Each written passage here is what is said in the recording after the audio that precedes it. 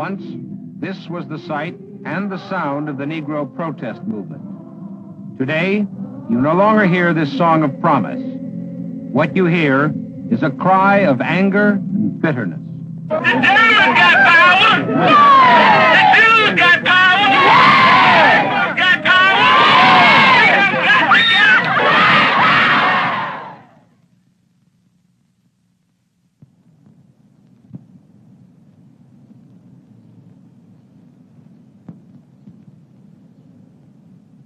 I have a dream that one day this nation will rise up, live out the true meaning of its creed.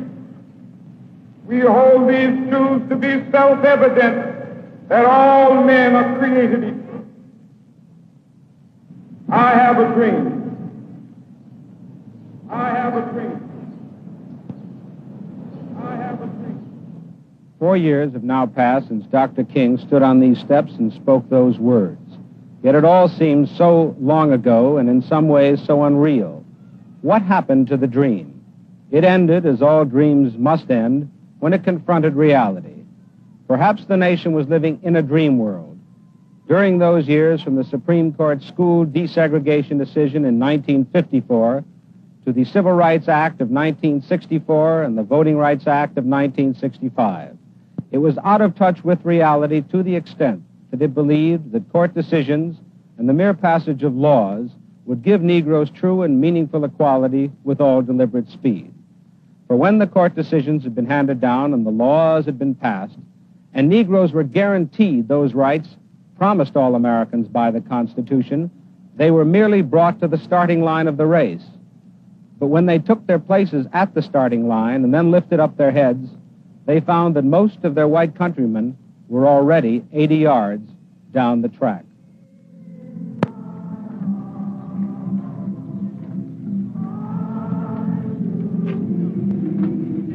But the race had to be run. In the South, where in many rural counties Negroes outnumber the whites, the emphasis was on voter registration. And registration was power.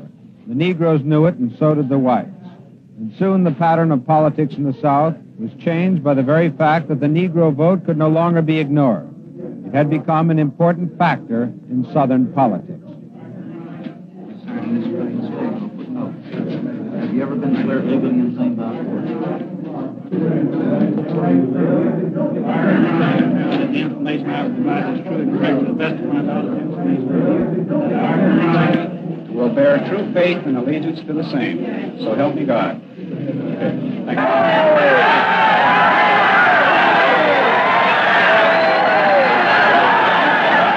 But if there was progress in the South, there was violent resistance in the North. The nation suddenly learned what it should have known, that racial prejudice was not just a Southern problem. It was nationwide. If whites in the North formerly could comfort themselves by pointing an accusing finger at the South, they could do so no longer. School segregation by neighborhood, violence against Negroes moving into all-white communities. These were facts, real and immediate. And resistance to Negro demands was every bit as determined in Cicero as it had been in Birmingham. White backlash produced frustration and confusion. This turned in time to disappointment, bitterness, and anger. And this produced counter-reaction, expressed in the call for black power. As a radical movement, it became linked to opposition to the war in Vietnam. Its most articulate spokesman, Stokely Carmichael.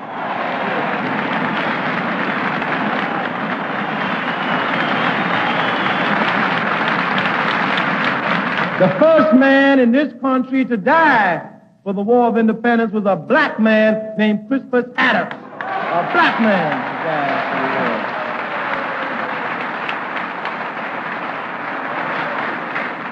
He was a fool. He was a fool.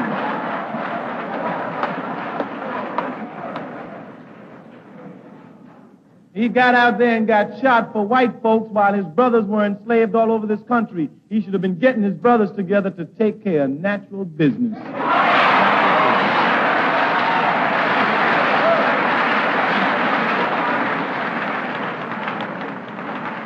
After the American Revolution was over and the white folk got their independence, they tapped the black people who fought on the head and gave them a medal and said, good work, nigger, now get back to where you belong. So along came the Civil War. And the great emancipator Abraham Lincoln wouldn't even let us fight in the Civil War because he said we weren't fitting to fight. Frederick Douglass had to go and tell Lincoln to let us fight. And they only started to let us fight when the South was winning in segregated units and we fought in the back. We weren't satisfied. No, along came World War I. And they started to draft people, and they weren't drafting us. So our organization spoke up, draft us. We want to fight. We good Americans, yes. The slogan was, we're going to make the world safe for democracy. And while our grandfathers and our fathers lined up to make the world safe for democracy, and we didn't even know how to spell the word, and along came World War II. And our uncles went to Poland to fight in Poland, died trying to stop Hitler from killing white Polish people. And last summer, when we walked into Cicero, young Polish punks gonna throw rocks at us and call us niggers. Call us niggers. We weren't satisfied, no sir. We're gonna prove what good Americans we were. So the Korean War came along, and communism must be stopped at any price. And it was our blood that paid that price. And our uncles and brothers came back with one legs and one arms to walk into a store and have some foreigner slam the door in his face and say, nigger, get out my store. Yes, sir. In the Vietnam War, America is going to prove something to us. We ain't fighting.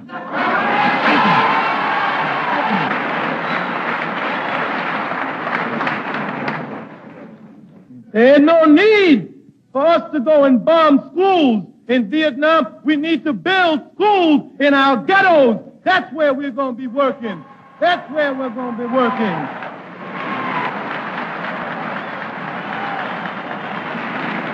There is no need to go to Vietnam and shoot somebody who a hunky says is your enemy. We're going to shoot the cops who are shooting our black brothers in the back in this country. That's where we're going. There is no need for us to go anywhere and fight for democracy. We're working for our liberation, and it's going to be in this country. It's going to be in this country.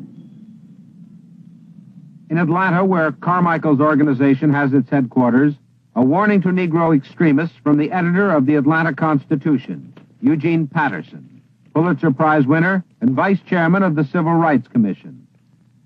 Mr. Patterson, in the columns you've been writing lately in the Atlanta Constitution, you seem to be warning the Negroes to not fall in the trap that Southern whites fell into, which is namely violence. What's motivated you? I've been a little worried about the manifestations of black power, which indicate that staying within the democratic process is becoming less attractive to the Negro. I experienced this in the white South, where the difficulty of ending segregation led many whites into outside the democratic process and into violence. I think this led to their self-defeat. I think it always will in this country.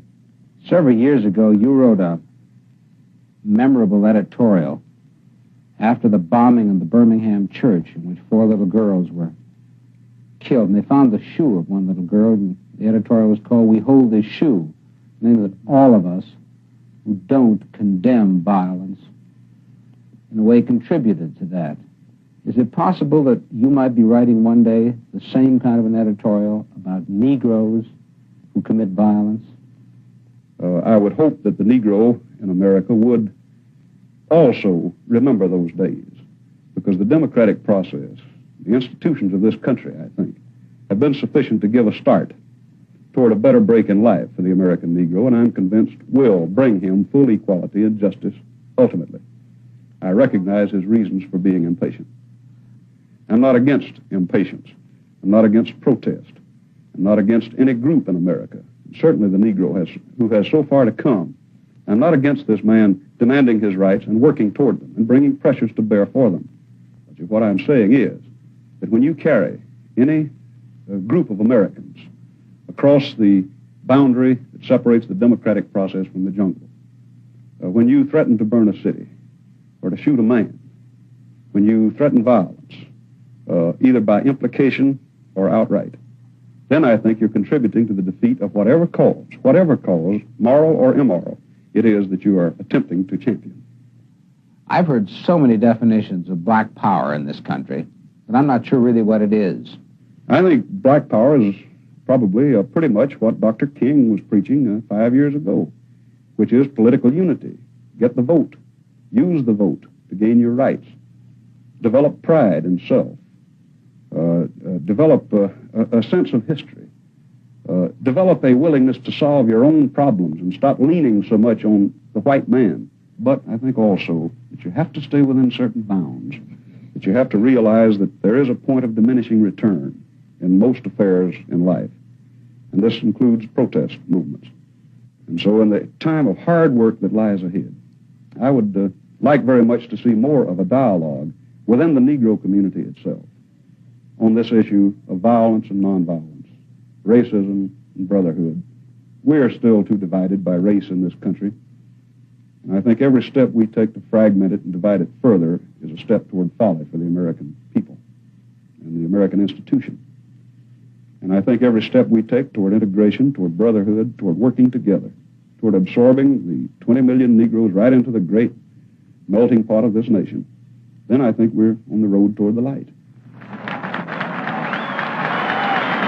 But now some white youth are hung up with democracy because they're deluded and they think there really is such a thing as democracy in this country. And so they begin to stop the war on questions of morality, that it ain't right to kill. Now that's a lot of junk. It's not either right or wrong to kill. Killing is. The question is, who has the power to kill? That's all. A policeman in a black community is a licensed killer. He's a licensed killer. A black man attacking a policeman is a rioter. Yeah. That's because the black man don't have the license to kill. But when I die, I'm going to die with my boots on, and it's going to be in this country. And it's going to be fighting for what I know is right, the liberation of black people. Nothing else. Nothing else. And what we're going to say across this country, from Muhammad Ali to the little black boy in Cardozo High School, hell no, we won't go.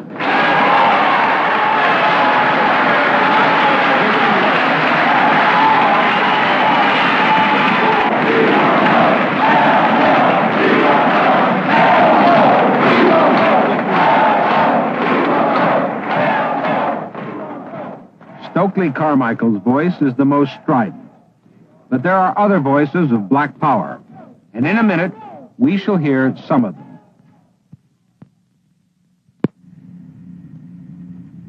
This is where it began, the rural South. And here where it began, for the Negro, the problem remains. There's no ghetto here, just poverty.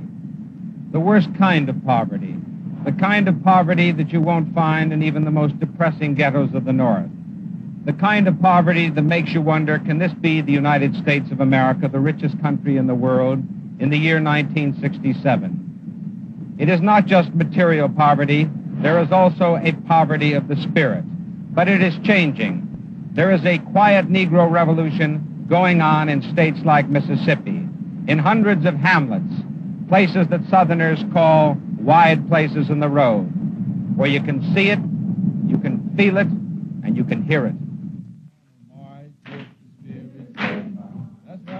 The revolution is quiet. It is also armed.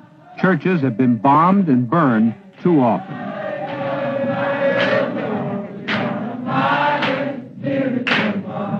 Thank you very much. We don't believe in black power. That's the wrong word. That's a dirty word. But we believe in, it just happened that we have what? We just happen to accidentally have population power. And we're here because we're concerned about getting a share that's going to be fair and square with all of the citizens. Charles Evers is the NAACP field director in Mississippi. The man who had the job before him was his brother, Medgar, killed in an ambush in the summer of 1963. We're here to serve notice on all of those who have been so brutal to us in the past. That your day is gone. Because here in Jefferson County, we outnumber you any way you come.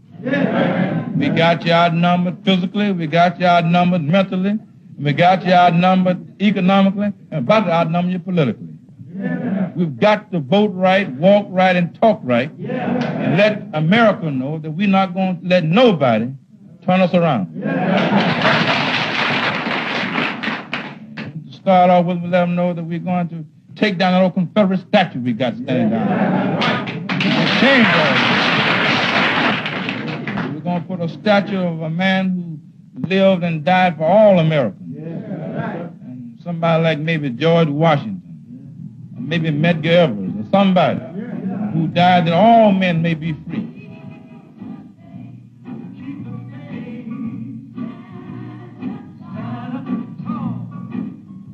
Evers does not call for black power. Instead, he uses the power of blacks. In 5 counties of southwest Mississippi, where blacks outnumber whites. In Fayette, in Jefferson County, where Evers lives, he's built a shopping center, modest by white standards, but significant as a symbol of the growing Negro economic and political power in Mississippi. White politicians, aware of this growing power, openly seek Negro support in the August Democratic primary, in which Negro candidates are also running. Along with political power, the Negroes possess economic power, which can be dispensed or withheld. Evers is leading a boycott in nearby Natchez in an effort to get white merchants to hire more Negroes, and the city to grant greater Negro representation on the police force, the fire department, and the school board. The current boycott is already having its effect. Negro housing in some parts of Mississippi is unbelievably squalid, but even this is slowly changing.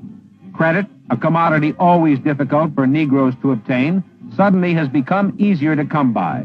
The Farmers Home Administration, an agency of the U.S. Department of Agriculture, is granting low-interest, long-term loans, which are being used by Negroes to build decent homes. But the building is not just a matter of new homes, it's also a process of developing the Negro's abilities. The steaming journalists of French Equatorial Africa welcomed a young German doctor and his wife. The year was 1913, and the pair had come to minister to the natives who had never known any other medical treatment that was given by the local witch doctors.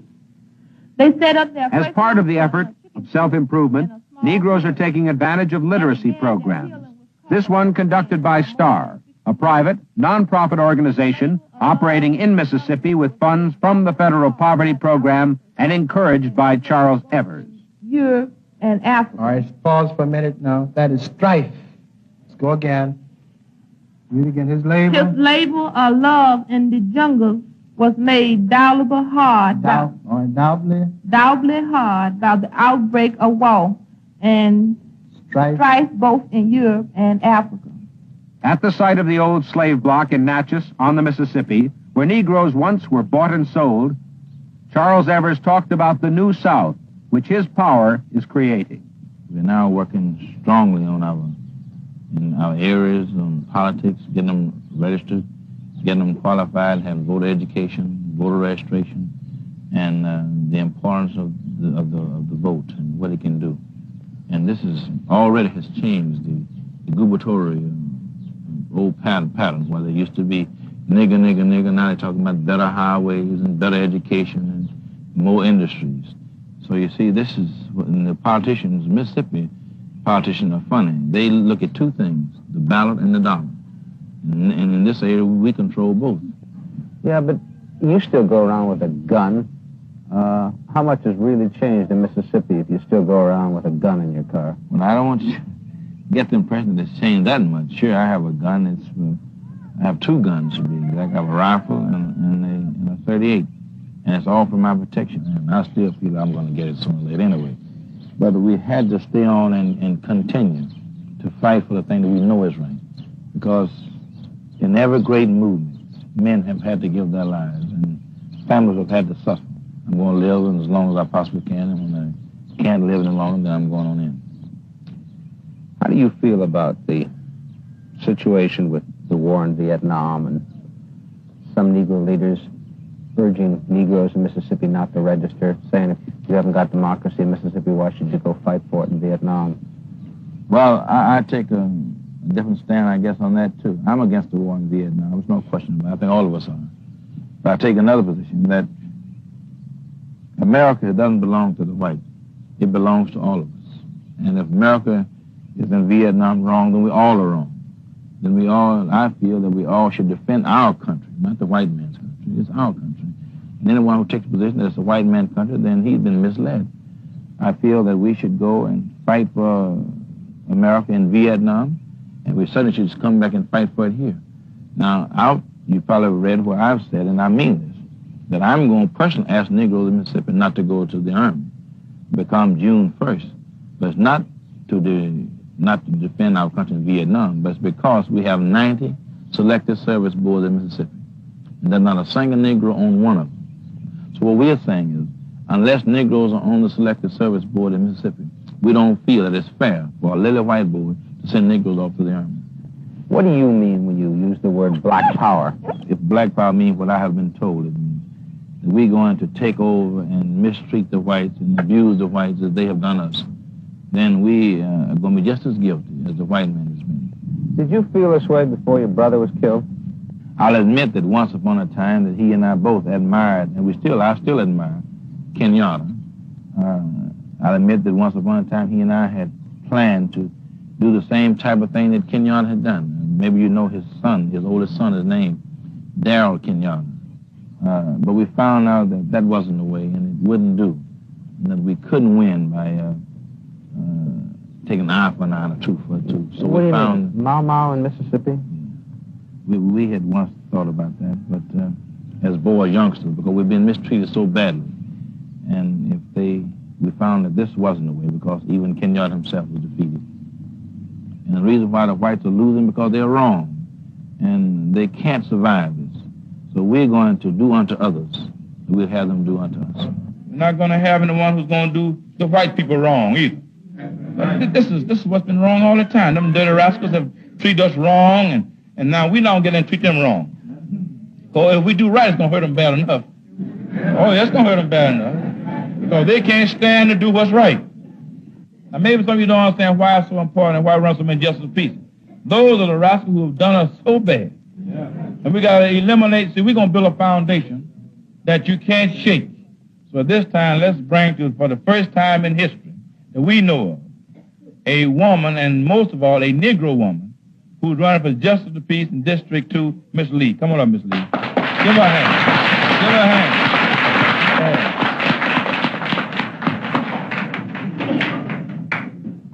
We're going to be right by our side, too, when they come in.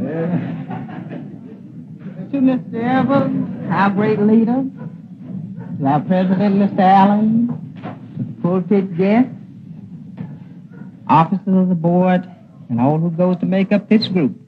It is indeed a pleasure for me to stand before you tonight to run as a candidate for Justice of the Peace in District 2. I will give justice to one and all, regardless to the race, the creed, or the color. So let us stand together and let us vote for one another, because this is the first time in life that we have had this opportunity. So since we have this opportunity, let us make the best of it. So I thank you.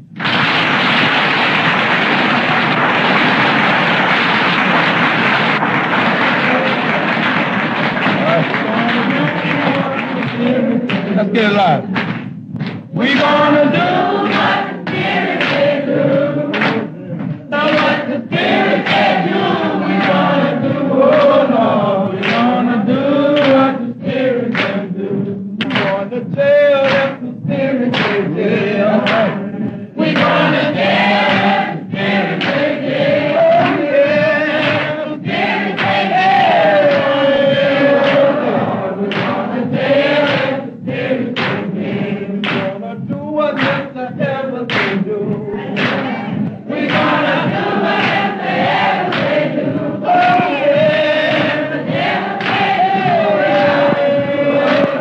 We're gonna do what Mr. Evans can do. We're gonna die if the Spirit will die.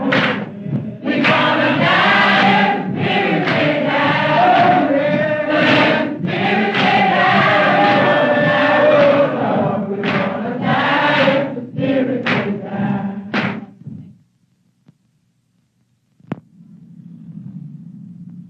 In Atlanta, where he was raised as a minister's son, Dr. Martin Luther King seeks to pursue his dream of Negro equality through nonviolence. His leadership has been challenged, and so has his dream. The black man in America is saying in substance that either you solve this problem and make freedom a reality, or you annihilate us. This is the choice that America has. Either exterminate us or make it right for us to live. And that it boils down to just that. So, and I don't think that America has degenerated to the point that it will seek to exterminate the Negro. So I think white America is going to eventually adjust to living creatively and brotherly with the Negro. But I do think that we will have to work a long time to get even the English language to the point of really recognizing the Negro or the black man as a man, because everything black in our language is considered low and worthless and inferior and degrading. If one would thumb through Roget's Thesaurus, there you would see 125 synonyms for black, and they are all negative and low and degrading, and 118 synonyms for white, and they're all high and pure and chaste and everything else that you would consider high, noble, and good. But in spite of this, I think that a strong, vigorous, determined movement can force the whole society to begin the process of accepting the Negro as a fellow human being, a person, and as a man. Is this not black power you're talking about? I guess that is, in the sense that it is a psychological call for manhood. Now, I've made it clear that I believe in the concept of black power if it means that, a psychological call for manhood, where the Negro is not ashamed of his heritage, he's proud of it, and where he is not ashamed of being black. He comes to see that there's nothing wrong with being black, and black is as beautiful as any other color. And if it means an amassing of political and economic power to achieve our legitimate goals, I can go for it altogether. Unfortunately, the slogan black power has some negative connotations, and those I can't go with. Certainly I can't believe in black separatism, and often this is one of the connotations, and I can't go along with violence. And unfortunately, some who have used violence and who engaged in riots have shouted black power in the process. A riot ends up creating many more problems for the Negro community than it solves, and for the larger community. And certainly you can't establish brotherhood through violence, because it only intensifies the fears of the white community while relieving the guilt. You can, through violence, burn down a building, but you can't establish justice. You can murder a murderer, but you can't murder through violence. You can murder a hater, but you can't murder hate. And what we are trying to get rid of is hate and injustice and all of these other things that continue the long night of man's inhumanity to man. But I find that even the other groups that are preaching violence are willing to go along with nonviolence if they feel that something is being gained through nonviolence.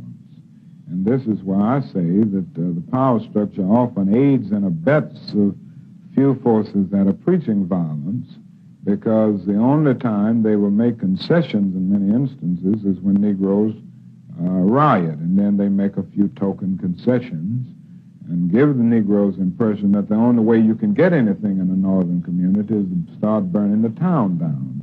What is it about the Negro? I mean, every other group that came as an immigrant somehow, not easily, but somehow got around it. Is it just the fact that Negroes are black?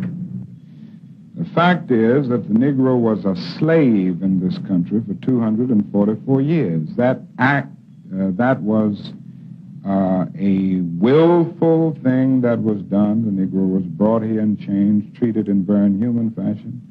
And this led to the thingification of the Negro. So he was not looked upon as a person. He He was not looked upon as a human being with the same status and worth as other human beings. And it seems to me that white America must see that no other ethnic group has been a slave on American soil. That is one thing that other immigrant groups haven't had to face. And so emancipation for the Negro was really freedom to hunger. It was freedom to the winds and rains of heaven. It was freedom without food to eat or land to cultivate, and therefore it was freedom and famine at the same time. And when white Americans tell the Negro to lift himself by his own bootstraps, they don't look over the legacy of slavery and segregation. I believe we ought to do all we can and seek to lift ourselves by our own bootstraps. But it's a cruel jest to say to a bootless man that he ought to lift himself by his own bootstraps. So that I must say that white America must assume the major responsibility for the Negro's dilemma today. The Negro's dilemma grows out of white America's dilemma. We've got to recognize that the black man is the key figure in America now. You either deal with his problem in America, or America can bring down the curtains of disaster and doom on its own civilization. When you stood that August day of 1963 on the steps of the Lincoln Memorial, and you said you had a dream, did that dream envision so soon a war in Asia, preventing the society doing for the Negroes that which you think had to be done? No, I didn't envision that then. I must confess that that period was a great period of hope for me, and I'm sure for many others all across the nation. But I must confess that that dream that I had that day has at many points turned into a nightmare. And I think the realistic fact is that we still have a long, long way to go, and that we are involved in a war on Asian soil, which, if not checked and stopped, can poison the very soul of our nation. When a nation becomes obsessed with the guns of war, it loses its social perspective, and programs of social uplift suffer. This is just a fact of history, so that we do face many more difficulties as a result of the war. It's much more difficult to really arouse a conscience during a time of war. Dr. King, do you find it somewhat surprising that so many people should be shocked that a Nobel laureate like yourself has come out against the war in Vietnam? Well, I find it very paradoxical in a sense that people would praise me so strongly and applaud me so vigorously when I say be nonviolent where Bull Connor is concerned, when I urge Negroes to be nonviolent toward Jim Clark, and yet condemn me so vigorously when I say that our doses of violence in Vietnam, where little children are suffering, where villages and huts are being burned down, are certainly injurious and destructive of many of our values. So there's no alternative for me on the basis of conscience. I must stand up against this war, and just as I'm against segregated lunch counters and segregated public facilities in the House, in the South, I'm against segregating my moral concern. And I'm not going to limit my moral concern to civil rights for Negroes in the United States. I have a humanitarian concern. Without doubting Dr. King's motives, a Negro leader like the executive director of the NAACP, Roy Wilkins, questions the tactics of mixing Negro equality with opposition to the war. All I can say is that in the tactics and strategy of the civil rights movement, which is here and now, not in 1970 or 71, all such devotions to another ideal inevitably detract from the main show. The main show for us is right here, civil rights. It must be remembered in this connection, gentlemen, that the problems that we seek to attack here will not wait for the end of the Vietnam War. They didn't wait for the end of World War II. They didn't wait for the end of World War I. If you're going to fight for civil rights, you have to fight it year-round and year in and year out, no matter what the overriding issue is. We fought it with President Wilson in World War I. We fought it in World War II with President Roosevelt. We didn't back up on civil rights, and we don't see any reason for downgrading civil rights and elevating the peace movement above it, especially the indignities our people are suffering.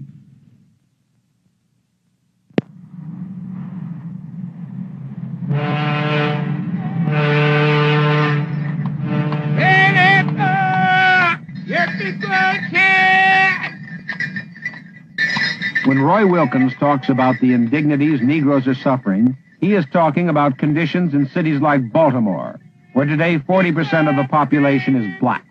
It has a problem, as all major cities in the United States have this problem.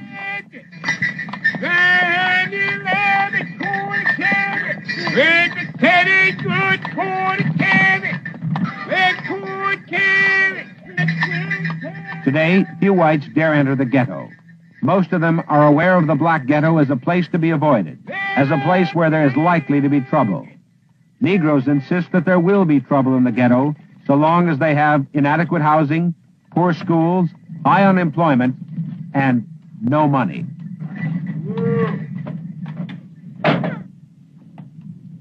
All right, here I am. What you want? 30 cents a pound. Yeah, is that enough? Yeah. Give me some money. You got no money today. Hey, look, girl, I don't want no foolishness out of you. All right, just give me your number. I gotta get there. There are about 20 million Negroes in the United States. Most of them live like this.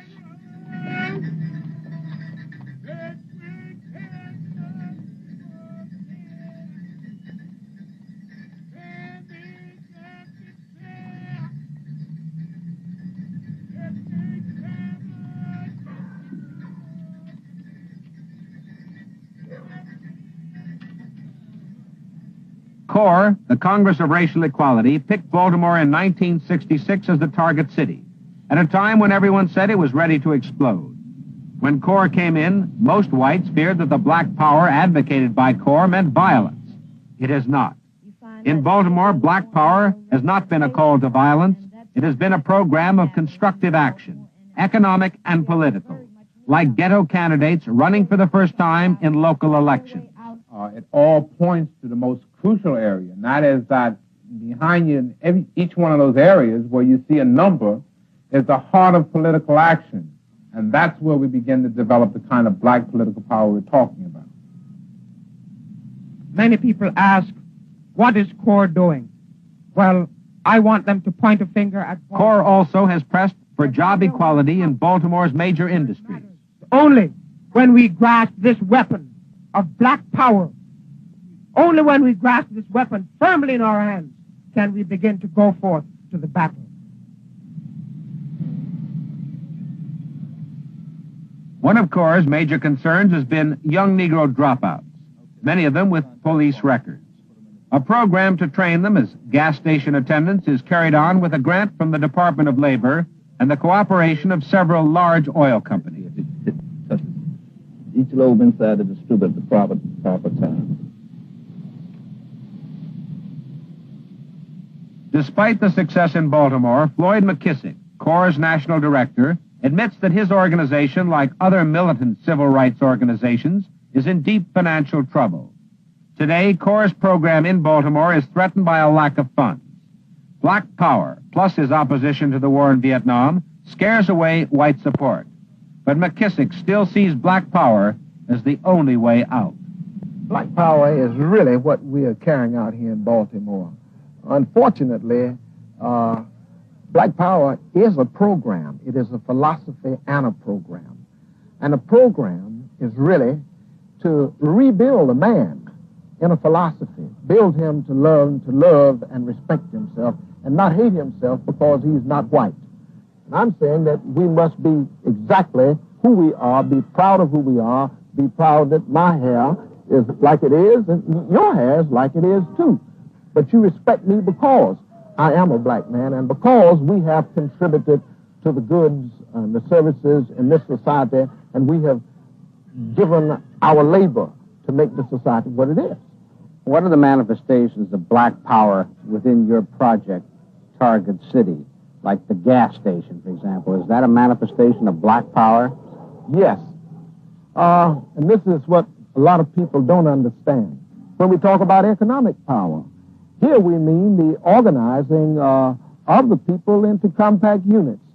Some of the gang leaders, ironically enough, who went through the training program, some of the gang leaders that were supposed to be the most explosive people in the community, that were going to start the so-called disturbances in Baltimore, went through the training program, and after coming out of the training program, they were the first people that went back in the community when the Klan marched through last year and got all of the gangs to cool it. And you didn't have any trouble here. The same guys that were going to be the producers of violence turned out to be the very guys who stopped the violence in the ghetto. This is just the way you're going to feel when you go in and start laying your story down to get the job. Now, this is the exact same atmosphere. You're going to be a little nervous. You're going to feel a little uneasy. But I want you to watch one guy that's been doing it, and he knows just how to get the story down, and we're going to check him out to see if he's got it down pat. So let's give a listen for a second. John, come on. Let me see how you make out. Good afternoon, each and every one. My name is John Abel, and I am speaking on behalf of the Target City Youth Program, and I am also a trainee. I'd like to say, being in here 10 weeks, awfully really have learned me a whole lot in this little bit of time.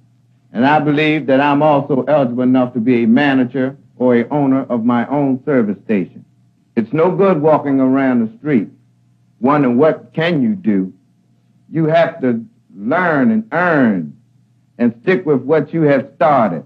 It's no harm in trying. Anybody can say they can't do it, but to my opinion, I think I'm ready to be a manager. Thank you. Okay. First of all, remember, he's a pro. He's supposed to know how to do it. Now, let's see just how good he was. We're going to get a few comments. I want you to tell me what you think you did wrong. Come on. Well, to the knowledge, Can't hear you. to my knowledge and my fact, I do not think that he did anything wrong. Everything was perfect. He put enough life in it, but he could have put, say, about an inch more of life in it. Okay, all right. Well, to my opinion, his presentation was so realistic and so nice that if he runs for president, I'd vote for him. You see, we live in two worlds. We got a black world and a white world. And we have never understood, and most people don't understand how I think, because they think I should think the way that they think.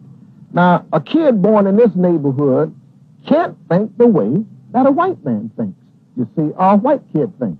We've developed what you call defensive thinking in order to make it in a society where we are oppressed daily in everything that we do. And these two worlds have not been able to come together and get a meaningful dialogue. And even when we really tell the truth, if the truth hurts, it's not accepted. So here you have the ghettos this summer where people feel that nobody listens to them. Black people feel rejected. They feel like they're being pushed into a corner. They can't get anyone's ear. There's a failure to support them in their endeavors and undertakings. And the youth feel totally rejected. They feel that there is no hope. There's not a chance. It's a matter of hopelessness. It's frustration. I'd just soon be dead, some of the kids say. That's the attitude that they take. On one hand, we say, let's be nonviolent. The whole civil rights struggle ought to be nonviolent. On the other hand, we use violence. This society uses violence to accomplish most of its goals, or the majority of its goals. This country was taken by violence from the mother country, and then by violence we destroyed the Indians, and now by violence we are fighting another war, and that's the Vietnam issue. We know that the white man has the guns. Everybody knows that. And what we are fearful of right now, and we wonder if there's not a commitment and a hope that riots will occur so that they can shoot down black people in the streets. And what we're really have not recognized is that there is now thought control over the black man. They say, you are wrong and we don't support you because you don't think like us. You ought to support the war. And, of course, I don't believe in supporting the war. So they said, we don't like that about him, which means that they aren't respecting me for my difference of opinion, my ability to think and come to a different conclusion. I must think the way that he says that I must think. So we lose support for that reason. Some people say, we don't like your position on Adam Clayton Powell. Well, Adam Clayton Powell was the only man that we had in Congress to represent us. Out of 22 years of buying Adam on an installment plan to send him up there to talk for us, you take that away from us, and then they expect us to be happy, and they withdraw funds. I think they've got to recognize, we go right back to the same point, that they have got to let the black man develop his independent pattern of thought, which is going to sometimes hurt him in a sense because we don't think like him, but it certainly ought to be that the understanding that we are never going to think of like in all aspects, not until all other things are equal.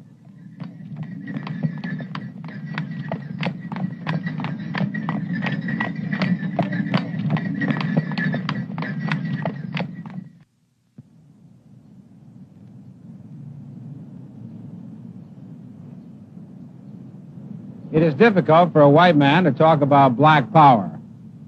One reason is obvious. He's not black. The other reason is less obvious.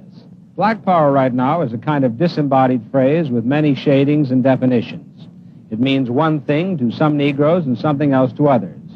There's no such thing as yet as a Negro community, some great monolithic political and social entity poised in anger and frustration, ready to storm the barricades of white America, screaming black power.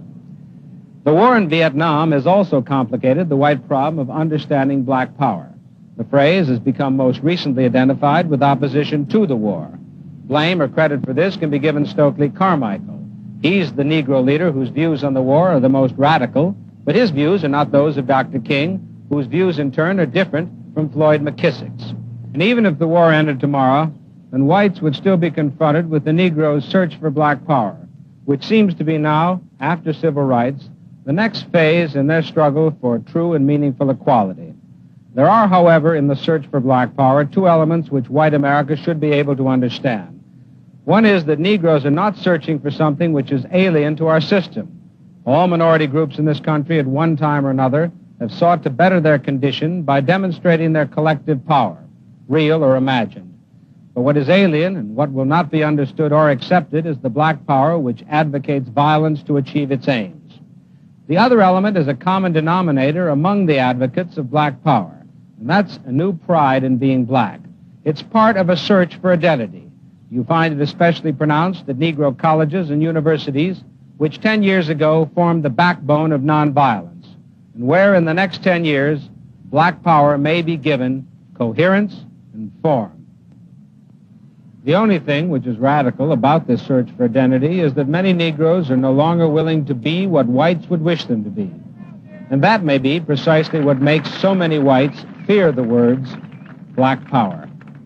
The other day, the law school had its talent show. And you know what turned out the talent show? Some sisters and brothers from the church who came to sing gospel to us. And we were pretty, and we felt good, because that was our heritage. And we are not white, we are black!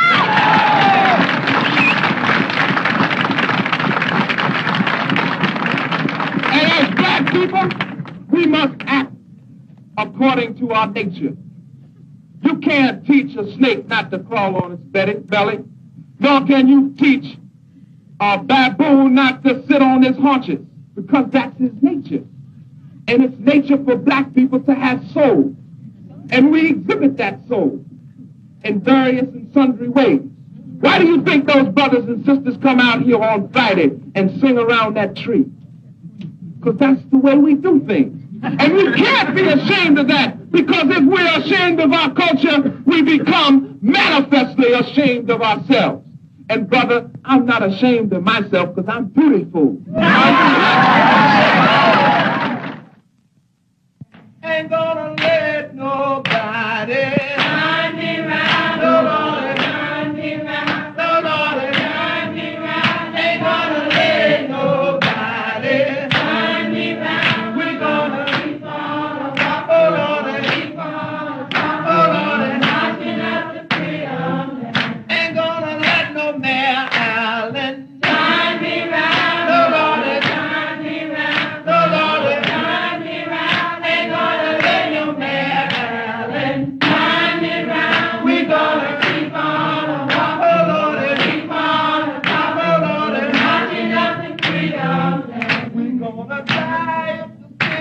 it down.